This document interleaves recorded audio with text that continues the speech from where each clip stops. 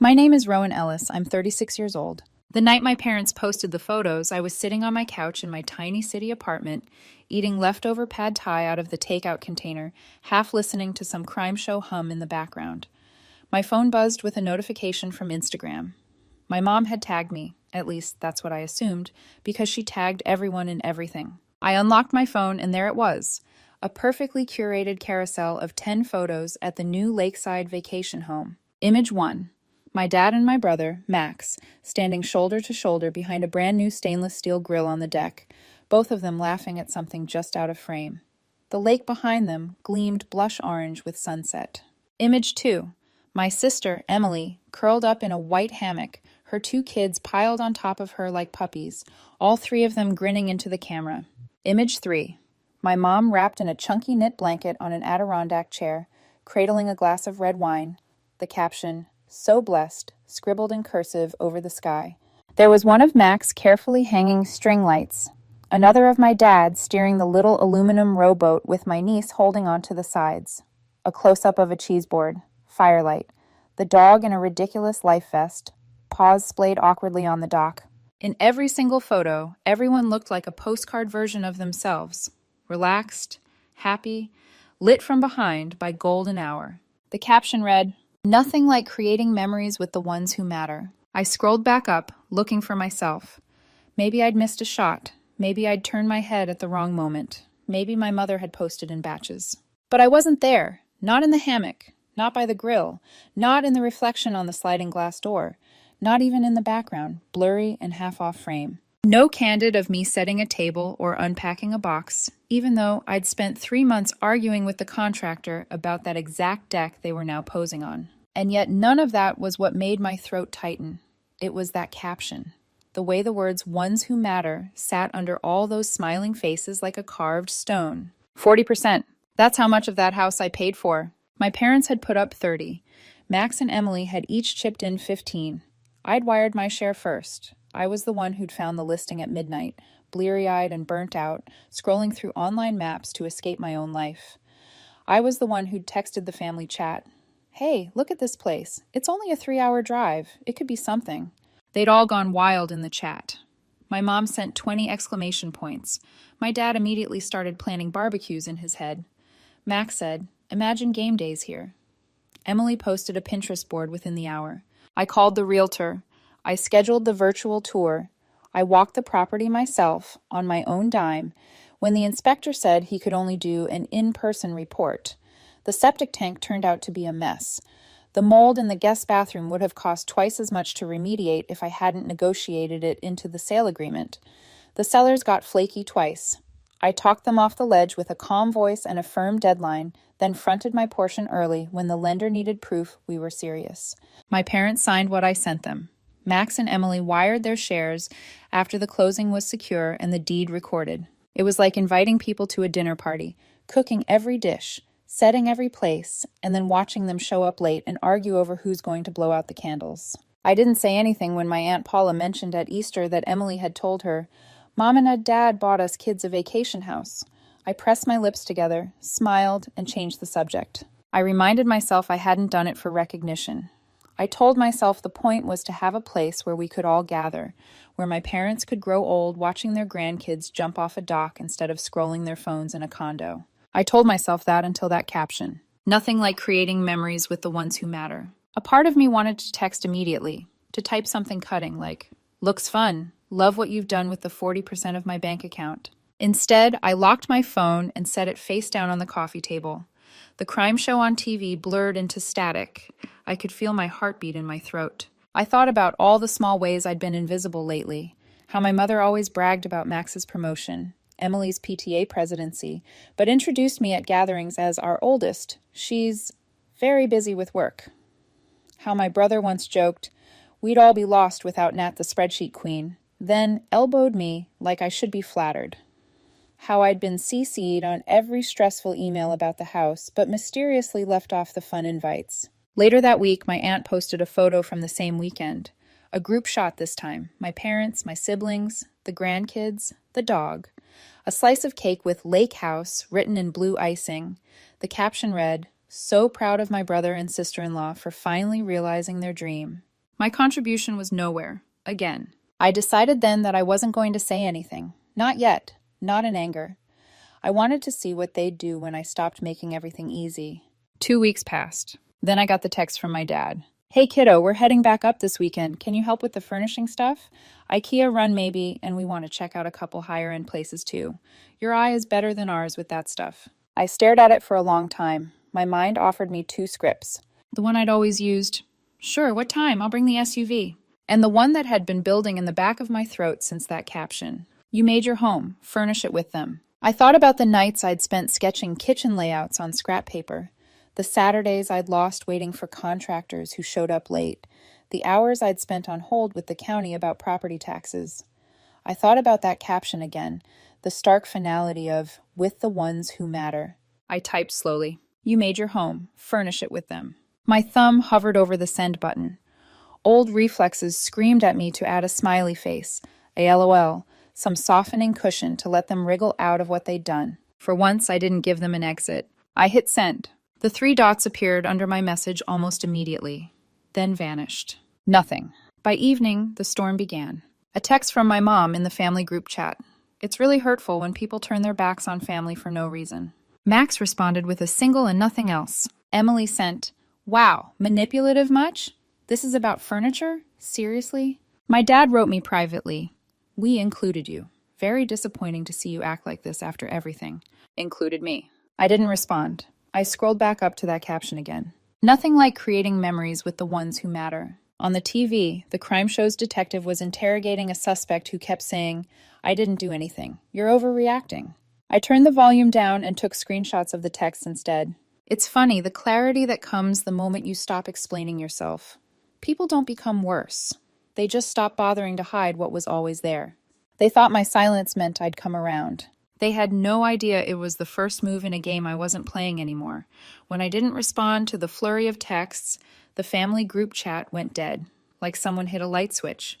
No more good mornings, no recipe links from my mom, no pictures of my niece's school art projects, just this blank space where our noisy, surface-level closeness used to be. I knew that silence. It wasn't peace, it was planning. We'd gone through this cycle before. Whenever I pushed back or said no, there was always the same pattern. First, an explosion. Accusations, guilt trips, passive-aggressive comments about how family always helps. Then silence, the cold shoulder, the behind-the-scenes calls to extended relatives, the speeches about how we're worried about Rowan, she's pulling away. Finally, the rewriting. By the time they came back around, the story would be adjusted just enough that I was the unstable one, the controlling one, the ungrateful one. I could practically hear the script being reworked without even being in the room. 3 days later, my mom sent me a link with no message attached. Pinterest board, lakeside vibes for fall. Navy and cream sofas, porches draped with plaid blankets, lanterns next to manicured fire pits, rustic signs that said things like lake life and good vibes only. The subtext was familiar. Nothing happened. We're moving on. Here's your chance to slide back into your role quietly. I didn't click it. A few hours after that, my brother tried his version of repair. He called while I was reviewing a client presentation. I let it go to voicemail. 10 seconds later, a text popped up. Whatever this is, get over it. You're blowing it up. I stared at the message, incredulous. Whatever this is. As if he hadn't watched me coordinate every painful step of that house. As if the only acceptable emotional volume for my hurt was mute. I typed, "It's not nothing, Max," then deleted it. He wasn't asking for my perspective. He was instructing me to drop it. I didn't respond. A few more days passed. Then Emily posted a story. It was her and Max on the deck, struggling to wrestle a big box sofa out of the back of his truck. The caption said, "No Rowan this time, so I guess we're doing it the hard way." So baby Shamase. The laugh cry emoji sat there like a dare. No tag. No, wish you were here. Just a flat punchline for anyone who knew enough to understand it. I watched it twice. My thumb hovered over the little bar at the top. Mute story, block, ignore. Instead, I just closed the app.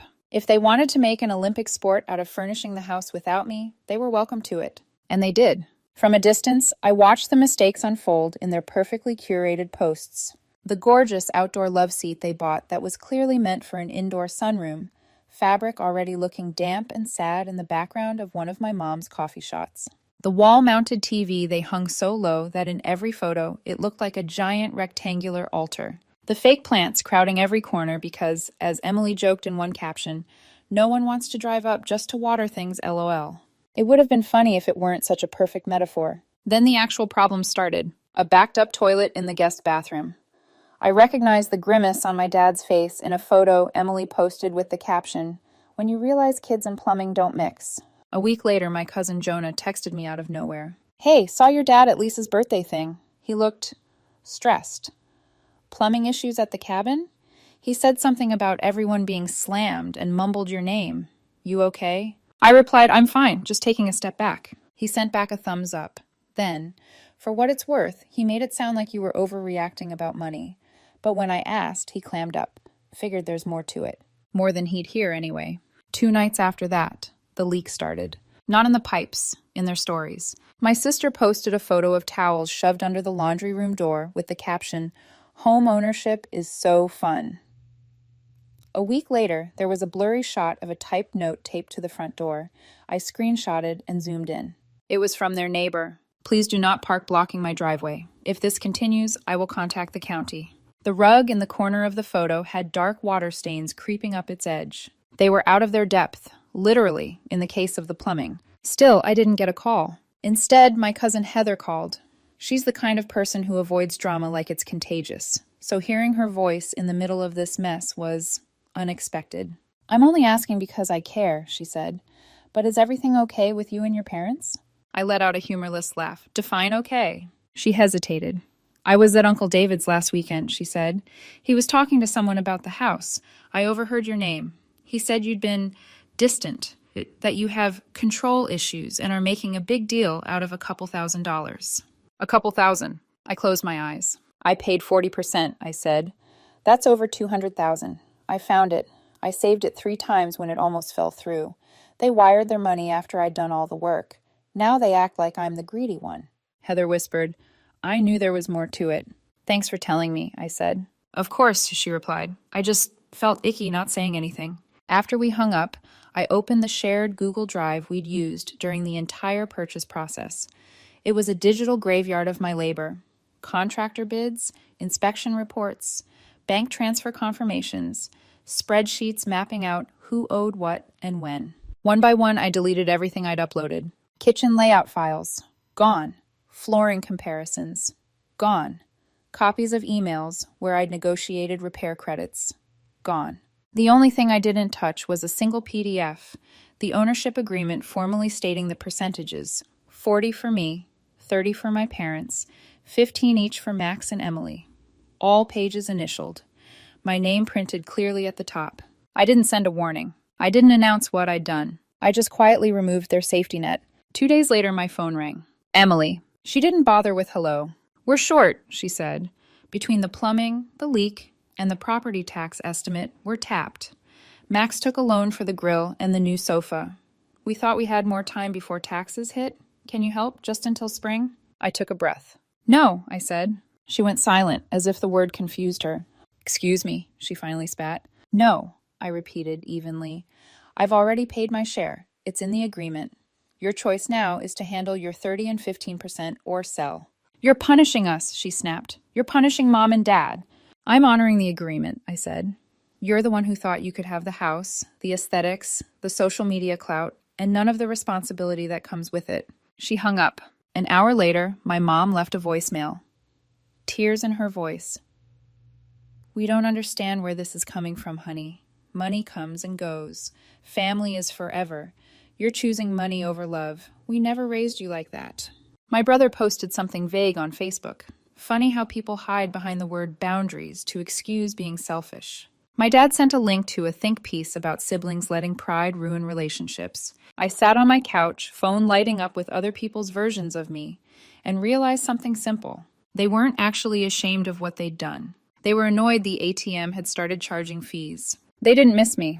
They missed access. That was the night I stopped seeing myself as the difficult child and started seeing myself as the only adult, the one who'd stopped paying for everyone else's denial.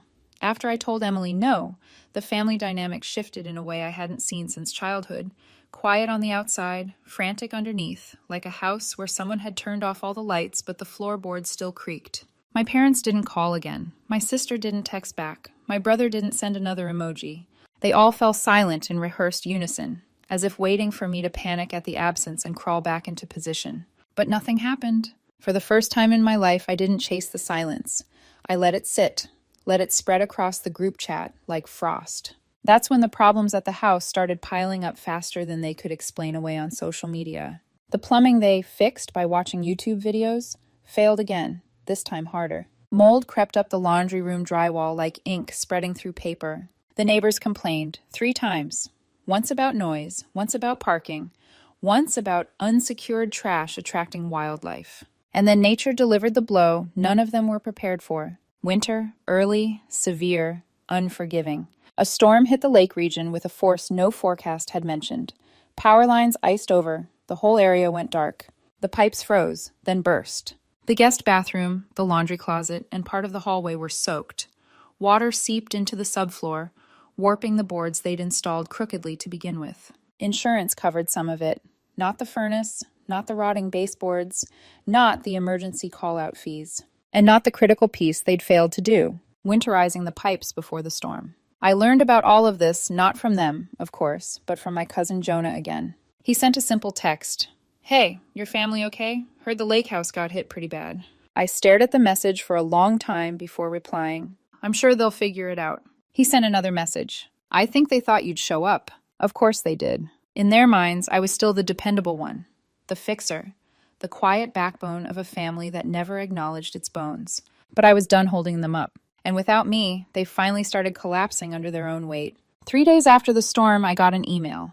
Not from them, naturally, but from their lawyer. A request for temporary reassessment of ownership responsibilities and proportional obligations. In plain English, an attempt to legally reduce my 40% ownership because I wasn't helping them anymore. I actually laughed. Not because it was funny, but because it was exactly the kind of move they'd make once guilt, silence, and emotional pressure failed. I forwarded the email to my attorney with one line. Handle this, he called 10 minutes later. You weren't kidding about your family, he said. Nope.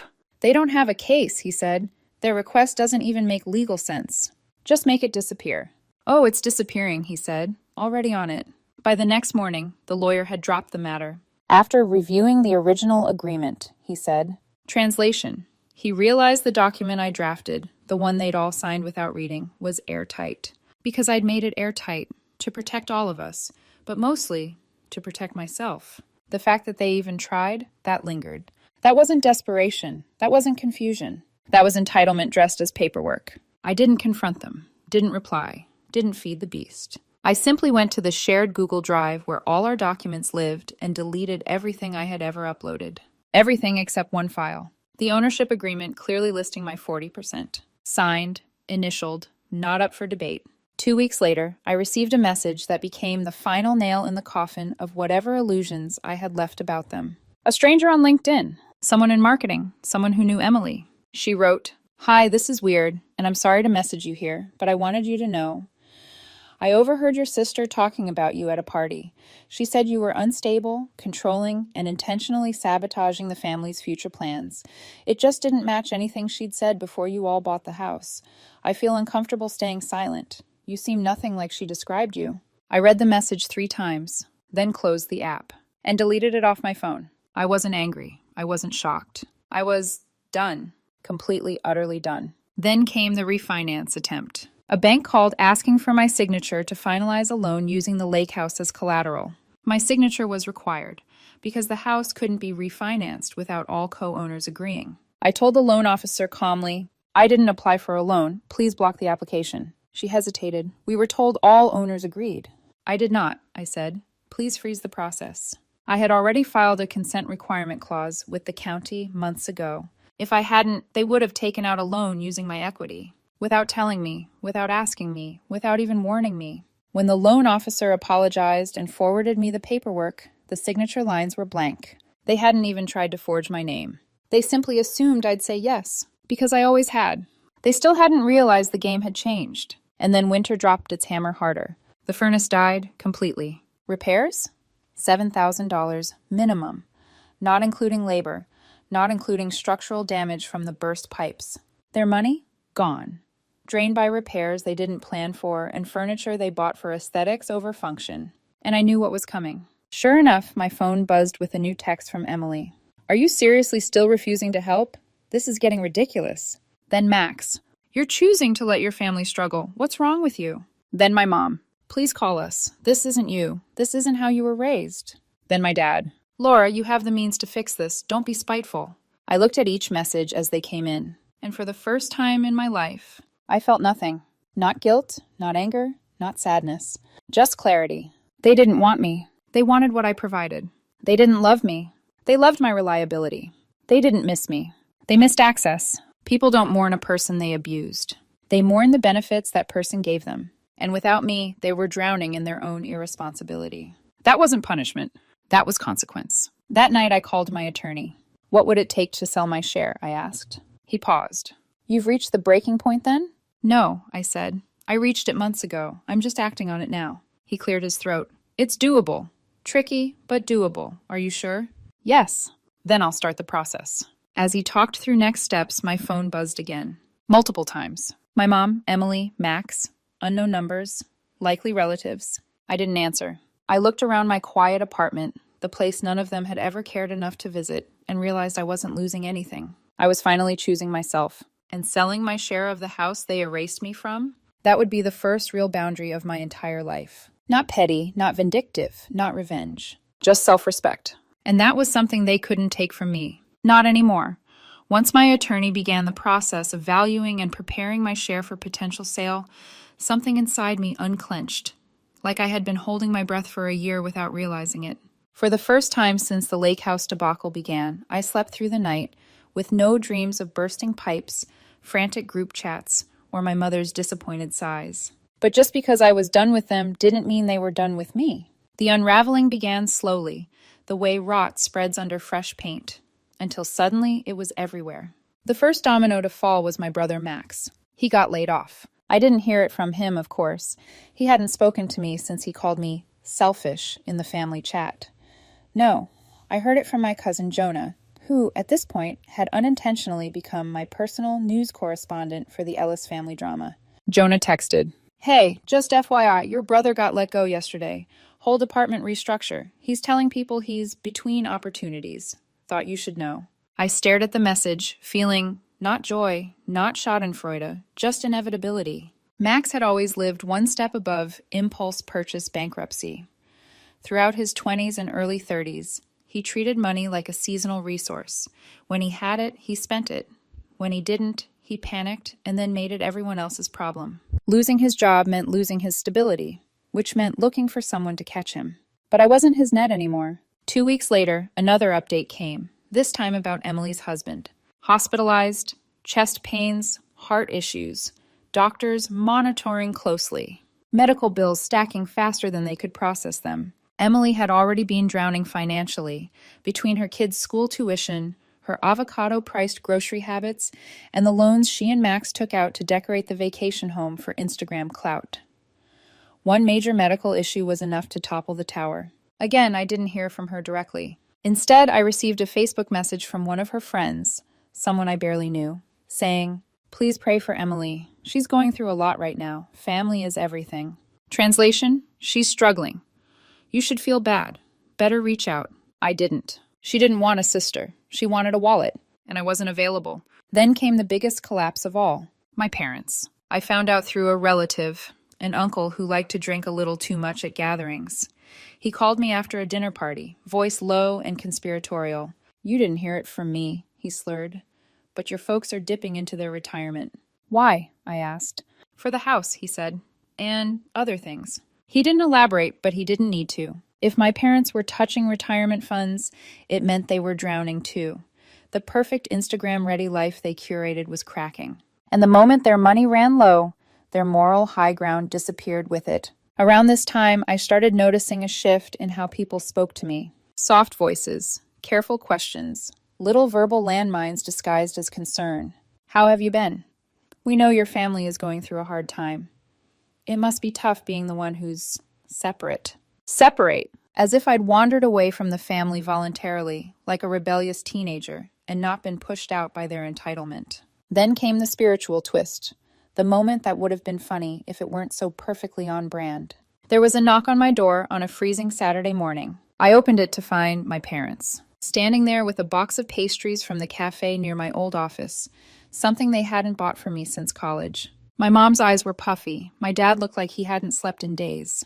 "Can we talk?" my mother asked. I stepped outside and closed the door behind me. I didn't invite them in. We stood in the dim hallway like strangers negotiating a tense peace. My mom clutched the pastry box as if it were a peace offering to a queen.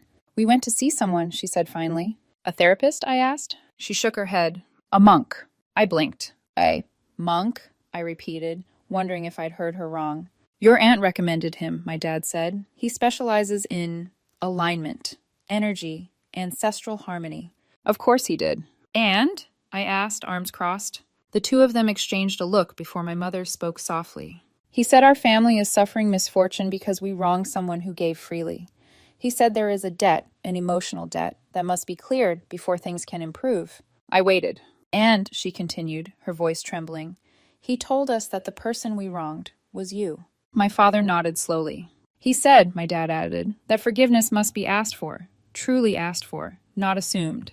They both looked at me, hopeful in that sad, desperate way people do when they've run out of practical options. It was surreal, absurd, predictable, and painfully symbolic. It took a spiritual intervention, a monk telling them what dozens of ignored conversations never could, for them to even consider acknowledging the damage they had done. I didn't cry, I didn't yell, I didn't scold. I simply asked, "Why now?" My father looked down. "Because nothing is working," he said. "Because everything is falling apart. Because we don't know what else to do." My mother's eyes brimmed. "We're sorry," she whispered. "We truly are." I believed they were sorry, but not for the right reasons. Sorry because they were suffering, not because they had hurt me. But I also knew something else. Their apology, genuine or not, wasn't the key to repairing anything. I nodded. "I forgive you," I said quietly. Their relief was immediate, overwhelming, almost childlike. But then I added the part they didn't expect. "But forgiveness doesn't mean access." My mother's face fell. My father blinked. "I'm not coming back into that dynamic," I continued. "I'm not fixing the house. I'm not bailing anyone out. I'm not reopening the group chats. I'm not sliding back into my old role." My dad swallowed. "Then, what does forgiveness mean to you?" "It means I don't carry the anger anymore," I said. "But I also don't carry the family." That silence hit harder than any argument ever had. They nodded, slowly, painfully. They didn't push, didn't guilt, didn't demand. They just left the box of pastries on the floor and walked away. And for the first time, I didn't feel like their daughter. I felt like my own person. But while they were retreating, someone else was getting bolder. My sister. 3 days after their visit, she sent an email titled, "Starting Fresh." It had bullet points, actual bullet points, about rebuilding communication, about resetting expectations, about strengthening the sibling bond. At the bottom, she suggested a sisters-only weekend retreat so we could heal and reconnect. I closed the email without replying. 2 hours later, my brother texted, "Truce. Just truce. No apology, no clarification, no ownership." As if we were two toddlers who'd fought over a toy and needed to shake hands. I didn't respond to him either. They weren't trying to make amends. They were trying to regain access. To my time, to my energy, to my money. But that version of me, the one who gave endlessly, didn't exist anymore. And the moment they realized that, that's when everything truly fell apart. After the monk incident, after the pastry box apology, the hallway whispers, the trembling voices, my parents thought we'd reset. Not fully, not instantly, but enough for them to slide me back into orbit. Enough for the old version of me to return. The fixer, the giver, the structural support beam no one ever acknowledged, but everyone depended on. They mistook forgiveness for restoration, but forgiveness isn't glue, it's scissors. The days following their apology were strangely calm, almost eerily so. My mom sent me good morning texts again, bitmojis of coffee cups and hearts. My dad forwarded dad jokes.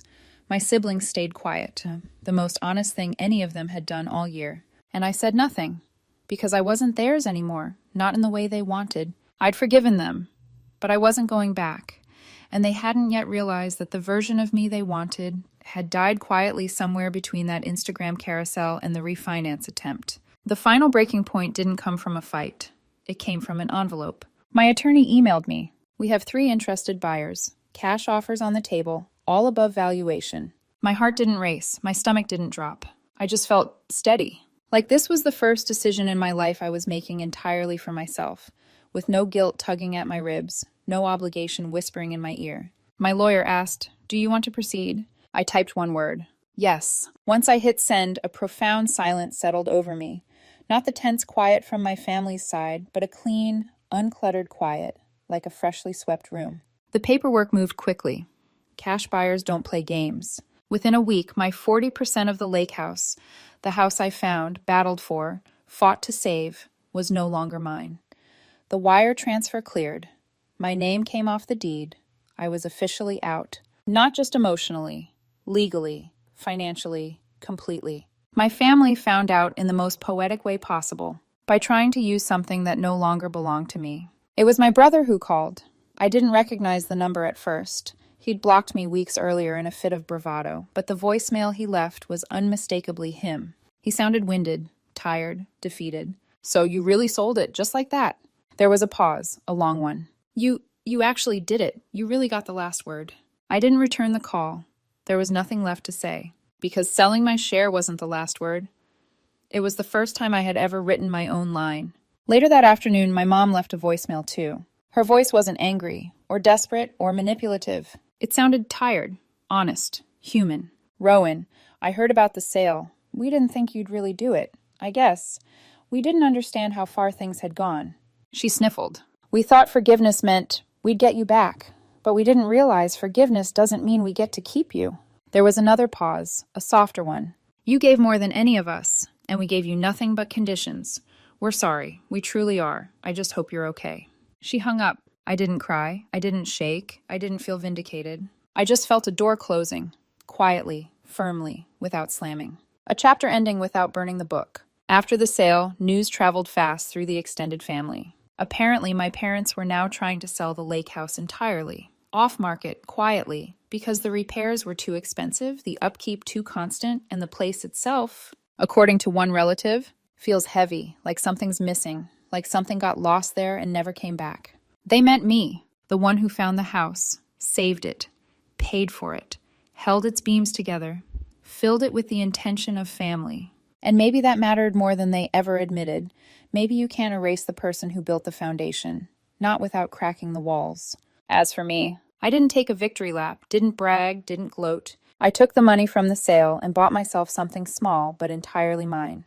A little townhouse on the edge of the city. Not fancy, not impressive, not Instagram-worthy. But when I unlocked the door for the first time, there was no ghost of resentment lingering in the walls. No unspoken debts. No collapsing dynamics. Just a quiet home and room to breathe. My therapist once told me, "You don't heal by fixing the people who hurt you. You heal by deciding their power ends where your door begins." And maybe that's the real twist in all of this. My family didn't lose the lake house because I sold my share. They lost it the moment they decided I didn't matter. And I finally believed them.